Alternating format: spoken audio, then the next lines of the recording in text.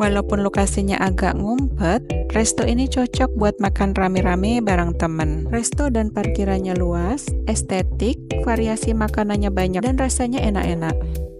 Dilengkapi area bermain pasir seperti di pantai, jadi kalau bawa bocil-bocil bakalan betah. Kembali lagi bersama Recorded by D. Dalam channel ini aku berbagi pengalamanku seputar pergi-pergi, jalan-jalan, dan jajan-jajan. Satu pepperoni pizza, dua Caesar salad, satu banana pita, tiga sop, Halo, assalamualaikum dan apa kabar? Semoga teman-teman selalu dalam keadaan sehat. Masih dari kota Solo, kali ini aku mau ajak teman-temanku makan di Baron House. Tempatnya memang agak ngumpet, berada di jalan kecil yang sepi dan hanya bisa dilewati oleh satu mobil. Tapi parkiran di dalamnya itu luas.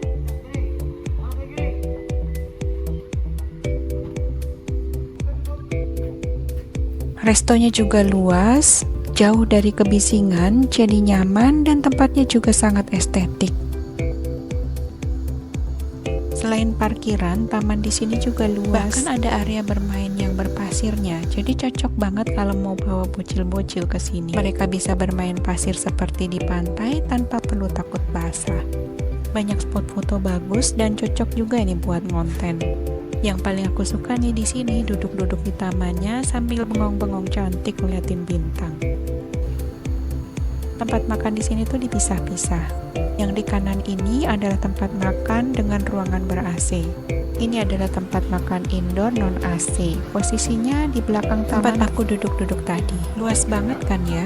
Dan yang di paling belakang itu ada panggung kecilnya. Bisa nih buat acara ulang tahun ataupun arisan. Nah, kalau ini tempat makan outdoornya yang berada di dekat pintu masuk. Sumur aja bisa jadi tempat estetik. Sayang kami datangnya malam. Coba kalau lebih sore, pasti lebih bagus tamannya. Malam ini kami dapat tempat makan di ruangan yang ber-AC.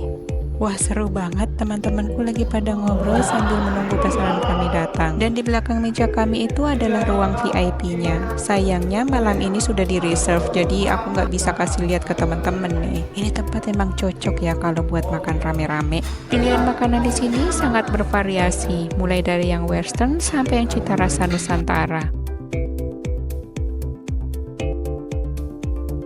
Ternyata pesananku datang duluan. Ada Caesar salad, fish and chip, dan untuk minumnya aku pilih leci mojito. Dan ini yang jadi favorit kami, banana fritters atau pisang goreng. Pisang gorengnya masih ditambahin kinca gula merah. Wangi sinamonnya juga kuat, jadi tambah enak.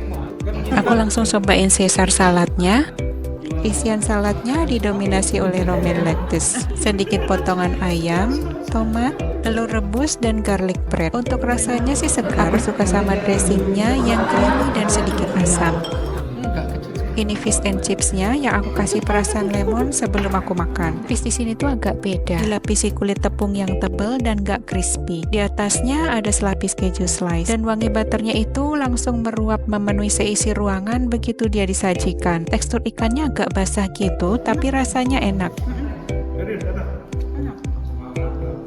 Kelihatan wangi kok tadi. Asam-asam. Karena jeruk lemonnya diperes semua. Tapi cocok buat makan ikan asam-asam.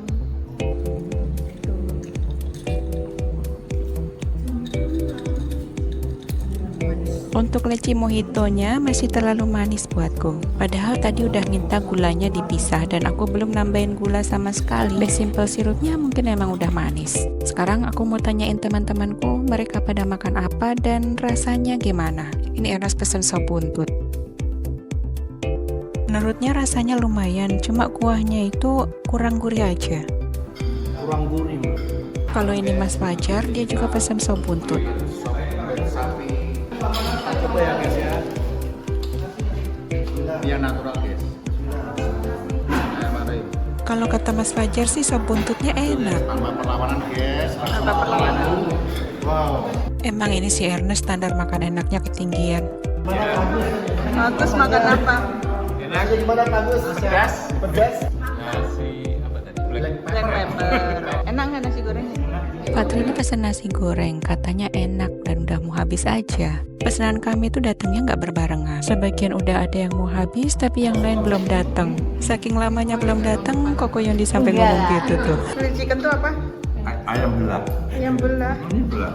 Soalnya kan utuh. Nah kalau Mas Ahmad ini emang super ngelawak. Dia pesen grilled chicken, saus mushroom.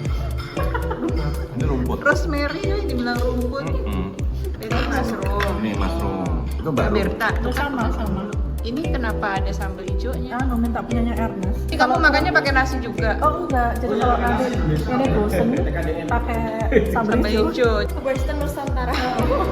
Fusion. Ada-ada aja idenya teman-temanku ini. Mantap lumayan. Untuk pizza pepperoninya ini enak. Rara pesen tenderloin melting well done, tapi kok seleranya sepi amat ya. Untuk sticknya ada masalah dengan tingkat kematangannya. Pesan well done tapi yang datang medium well.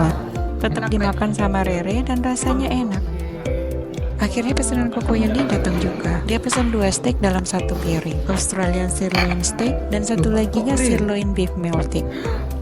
Sayangnya yang Australian sirloin steaknya tingkat kematangannya nggak sesuai sama yang dia pesan. Untuk sirloin beef meltingnya tingkat kematangannya sudah cocok. Untuk yang masih rare tadi bisa lo minta di grill lagi sampai medium well. Tapi jadinya malah alot. Saran aja sih kalau mau pesan steak di sini lebih baik yang melting aja. Ini berdua pada tukeran potongan steak. Nah begini nih enaknya kalau makan rame-rame bisa saling mencicipi. Mbak Umi ini juga pesan sop buntut. Menurut dia rasanya enak dan sambal hijaunya itu ya nampol. Nah kalau anaknya Mbak Umi ini pesen tenderloin melting, rasanya juga enak. Sirloin meltingnya tadi juga enak. Tinggal Michael nih, tenderloinnya gimana rasanya? Panas. Pokoknya empuk nggak?